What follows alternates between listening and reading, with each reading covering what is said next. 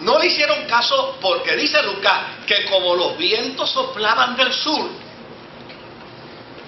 ellos creyeron que con esa brisa del sur ellos podían llegar sin ninguna dificultad y sin ningún problema. Pero en el camino dice que el viento cambió y empezó a venir del noreste. Y a ese viento que venía del noreste, en esa región del Mediterráneo, le llamaban los vientos del Euraquilón. Y los vientos del Euraquilón eran los vientos que más asustaban a los marineros. Eran los vientos que más intimidaban a los hombres que iban en embarcaciones, porque ese viento era un viento tempestuoso que levantaba las olas y que llevaba las embarcaciones hacia las costas, hacia las áreas de las orillas, y allí destruía las embarcaciones. Ahora, ¿qué analogía podemos encontrar dentro de este proceso? Pablo en esta historia representa al preso, pero para nosotros representa al hombre de Dios. En esta historia representa al preso que nadie le hace caso. En el caso nuestro, la iglesia representa la voz profética de Dios a la que la sociedad no le ha hecho caso.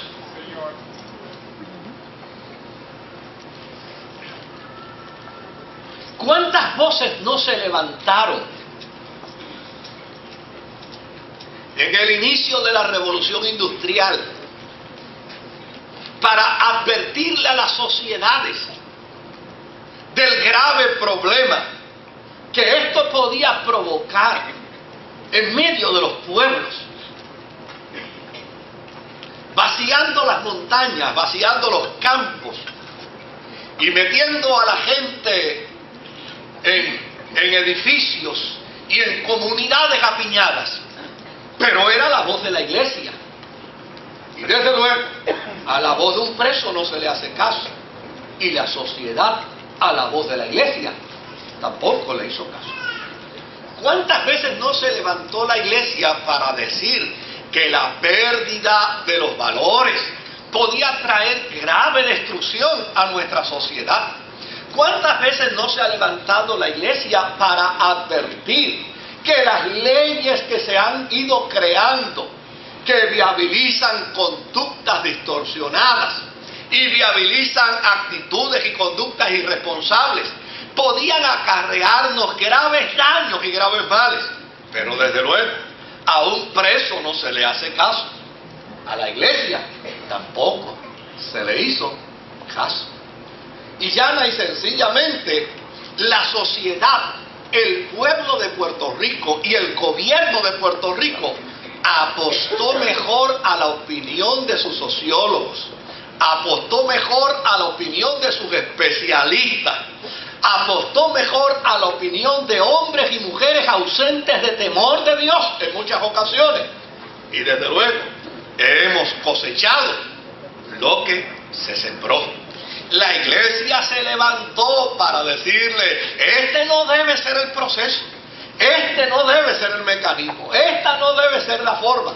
Pero llana y sencillamente, a un preso no se le hace caso. A la iglesia del Señor tampoco se le hizo caso. Claro, al principio daba la impresión que el viento del sur estaba soplando y que era una suave brisa la que nos acariciaba mientras íbamos montados en ese barco donde todos creían que la prosperidad, la industrialización y el desarrollo maravilloso de nuestra sociedad era la bendición del cielo. Pero no nos percatamos que a mitad de camino los vientos cambiaron de dirección. Y en lugar de tener caricias de vientos del sur, empezaron a venir vientos de Euroclinón que nos azotaban del noreste.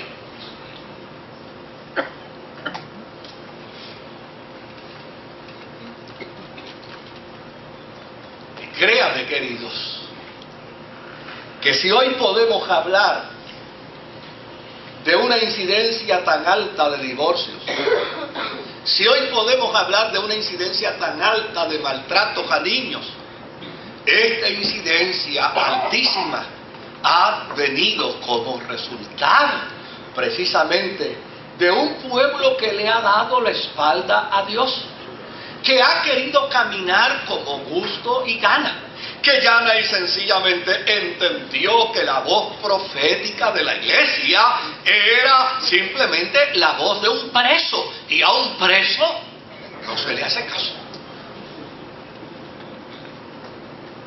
Pero vuelvo de nuevo a plantear lo que dije al principio. Vuelvo de nuevo a decirle lo que dije al principio. ¿Será postura de la iglesia el decir, bueno, pues como no me hicieron caso, que se fastidien? Debe ser la postura de la iglesia decir, bueno, como no atendieron a la voz profética de la iglesia, ahora que se autodestruyan. Debe ser la postura de la iglesia hoy decir, bueno, como no contaron con la iglesia, simplemente contaron con los que sabían mucho, contaron con los que tenían el nivel de intelectualismo alto según ellos, pues ahora que se las arreglen como puedan. ¿Debe ser esa la función de la iglesia? No, no, queridos. Si miramos el verso 21, en el verso 21, mire lo que dice el apóstol San Pablo, ese mismo que no le hicieron caso, a ese mismo que lo mandaron a callar, a ese mismo que cuando habló dieron cállate porque el dueño de la embarcación dice que todo está muy bien, el capitán dice que todo está muy bien, la tripulación dice que todo está muy bien, y a fin de cuentas a un preso no se le hace caso, cállate. Pues mire lo que ahora dice Pablo. Cuando la situación se complicó, cuando el problema se agravó y cuando ya llana y sencillamente dice Lucas que habían perdido toda esperanza de salvarse. En el verso 20, termina el verso 20 diciendo, perdimos al fin toda esperanza ¿de qué? De salvarnos. ¿Sabe que ahora mucha gente llegó ya en nuestra tierra a esa posición? Yo los escucho los comentarios de los comentaristas, escucho los comentarios de algunos sociólogos. Esto no hay quien lo arregle. Este país es ingobernable. ¿Lo ha oído? Sí.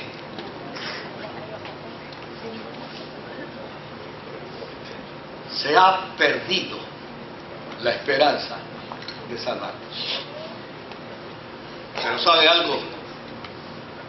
En el barco, en la embarcación de este país, todavía está la iglesia.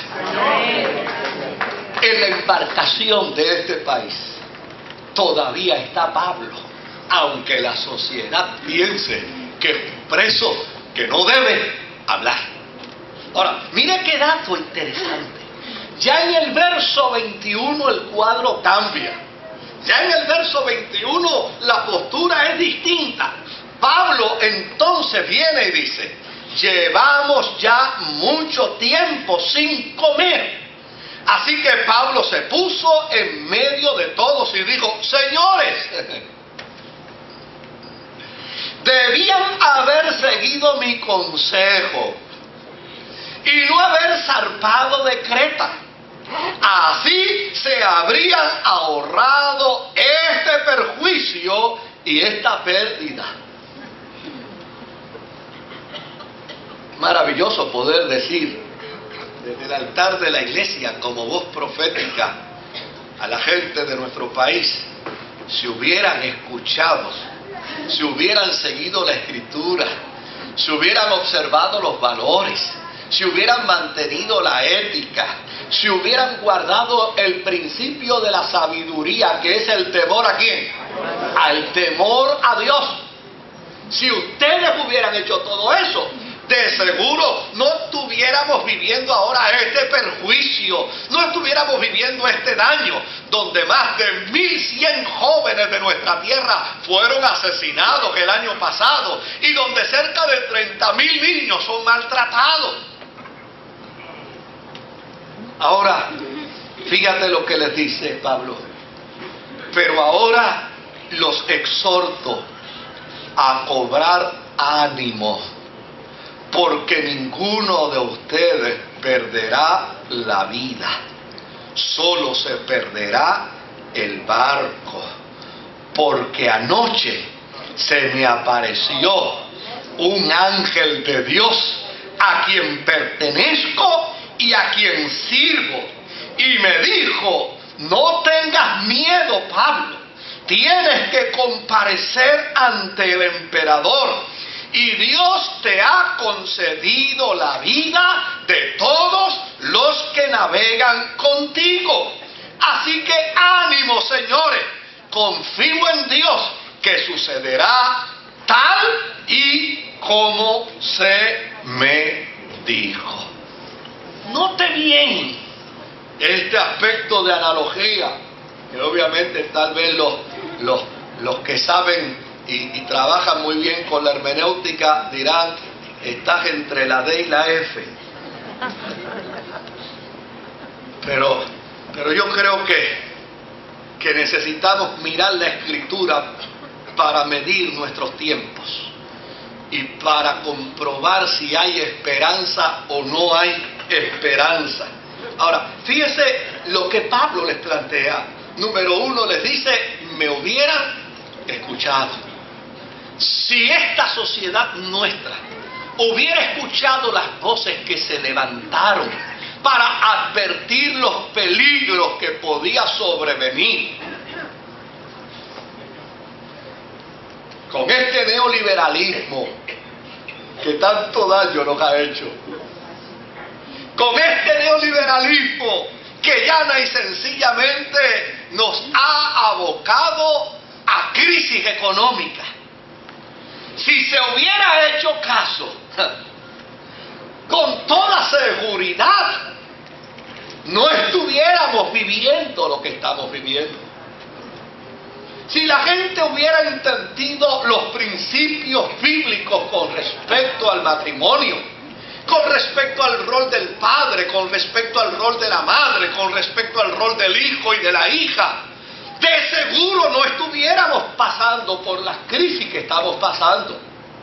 Si los padres y las madres hubiéramos mirado la Escritura cuando dice que a través del amor es que se hace la disciplina a los hijos, probablemente no estuviéramos viviendo las angustias y los dolores de cabeza que ahora estamos padeciendo con nuestros hijos.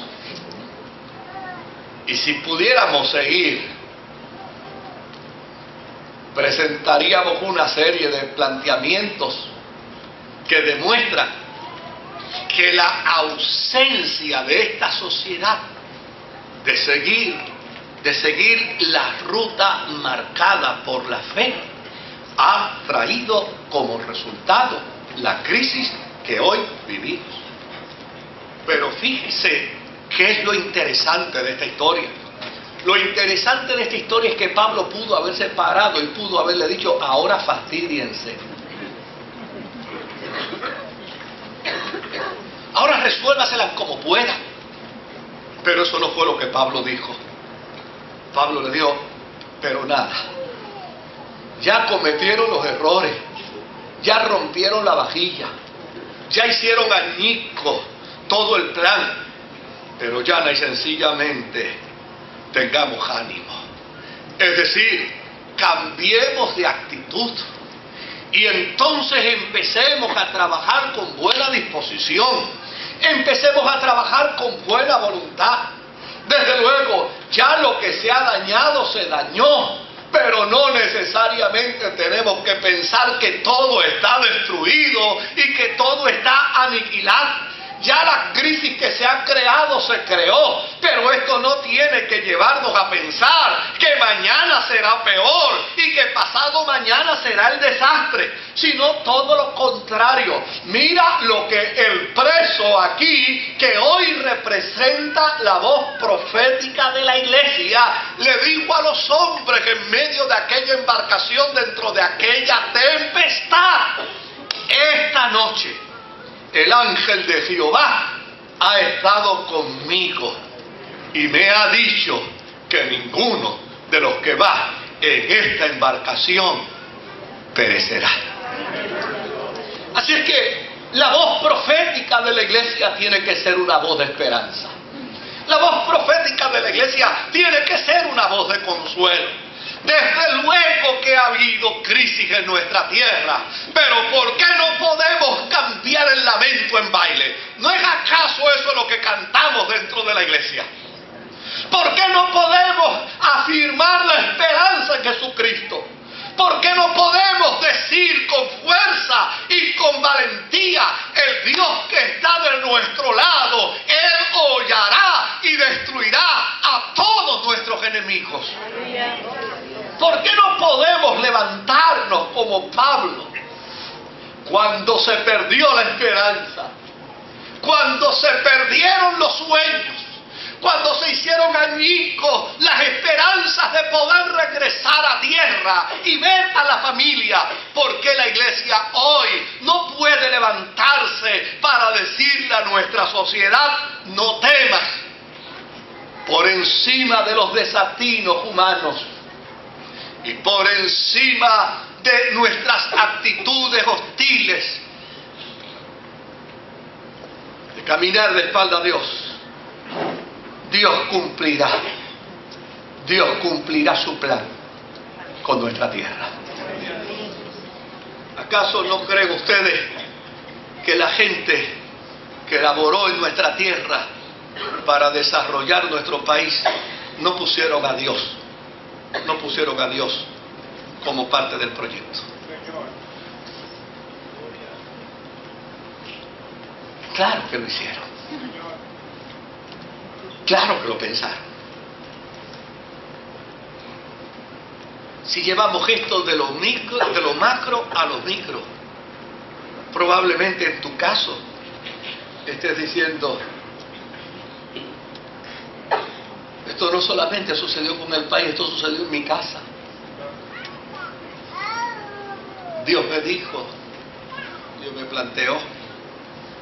Mire, déjeme decirle esto brevemente. Yo siempre me he cuidado de no querer presentarme como visionario ni como profeta, porque a fin de cuentas mi mayor satisfacción es predicar la palabra. Pero déjeme contarle esto brevemente.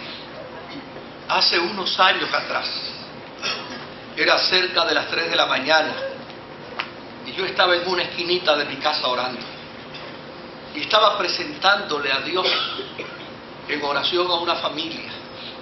Y de momento Dios me presentó una visión, y me presentó a la mujer de esta familia en los bancos de la plaza de Aguadilla. Y yo estaba viendo la visión como si estuviese viendo una pantalla de televisión encendida. Y escuché aquella voz que me dijo: ven y dile que no es mi voluntad que vaya a vivir a Estados Unidos. Yo me incorporé, di vueltas por la casa, caminé, volví a orar, volví, me acosté a dormir. No sabía cómo abordar esa situación. Al otro día por la tarde, ya cerca de las 6 de la tarde, llegué a la casa de esta mujer. Y como no quería abordar esto así de impronto, simplemente me le acerqué y le dije: oye, contéstame una pregunta. Anoche en la madrugada, ¿tú estabas durmiendo o estabas orando? Y me dijo: yo estaba orando. ¿Cerca de qué hora tú estabas orando? Y me dice: cerca de las 3 de la mañana. Y tú pudieras decirme que tú le estabas planteando a Dios en oración. Me dice: ay, Moisés, estaba diciendo al Señor que quisiera irme para Estados Unidos.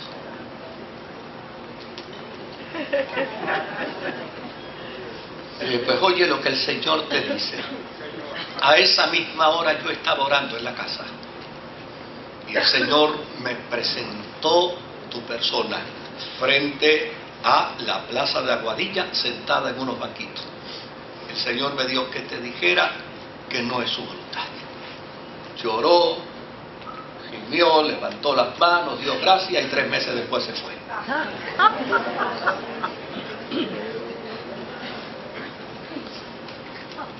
En Estados Unidos le mataron a su esposo. En Estados Unidos le metieron preso a su hijo con cadena perpetua. Y el gobierno de los Estados Unidos le quitó a sus 2 hijas, sus hijos, por incapacidad para poderlos atender. Unos años después me llamó desesperada y me dijo, Moisés, la desobediencia.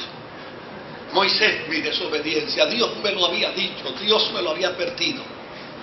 Óigame, tal vez por eso es que yo no seré profeta de éxito. Porque otro tal vez le hubiera dicho, yo te lo había dicho y esta es la mejor prueba de que yo soy un profeta. ¿Saben cuál fue mi respuesta? Ánimo. El Dios que está tratando contigo es un Dios de gracia y de misericordia. El Dios que previó tu desgracia en Estados Unidos es el Dios que también ve tu futuro después de tu desgracia, y la garantía de Él es que tu embarcación podrá destruirse, pero los que van dentro de tu barca no perecerán.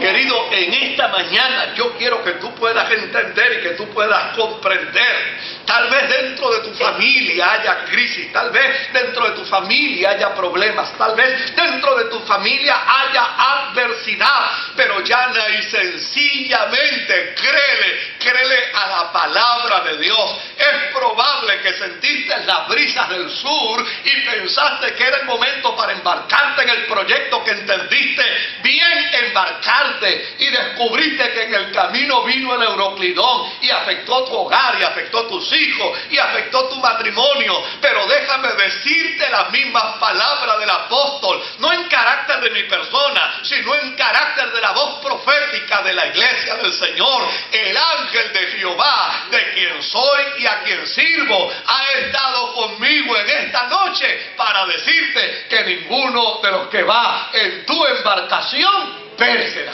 Amén, gloria a Dios. Santo. Gracias, mi Dios. Claro que para salvar matrimonios y familias hay que trabajar. Claro que hay que esforzarse. Y claro que hay que poner todo el empeño. Pero no es imposible. Claro que para devolverle a Puerto Rico la decencia hay que trabajar. Pero no es imposible. Claro que para devolverle a Puerto Rico la paz hay que trabajar. Pero no es imposible. Claro que para devolverle a Puerto Rico la seguridad hay que trabajar, pero no es imposible. Necesitamos trabajar todos. Nosotros no podemos esperar que la policía resuelva esto. Todos tenemos que trabajar. El problema del maltrato de niños en nuestra tierra no podemos esperar que el Departamento de la Familia lo resuelva. Tenemos que resolverlo todos. No es imposible, pero hay que trabajar. ¿Y cómo la iglesia puede trabajar? ¿Cómo la iglesia puede hacerlo?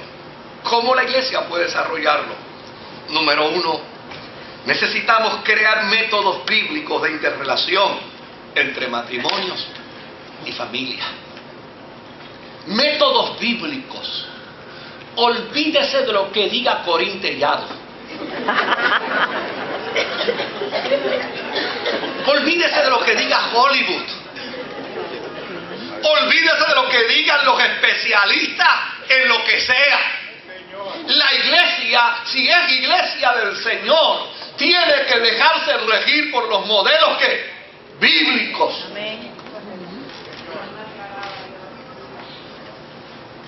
Nosotros como como iglesia necesitamos crear métodos bíblicos que nos ayuden a trabajar en nuestra relación matrimonial, que nos ayuden a trabajar en nuestra relación con nuestros hijos. Necesitamos darle a la familia y al matrimonio la prioridad que se merece. La semana pasada hubo una pareja de la iglesia que celebraban 29 años de casados.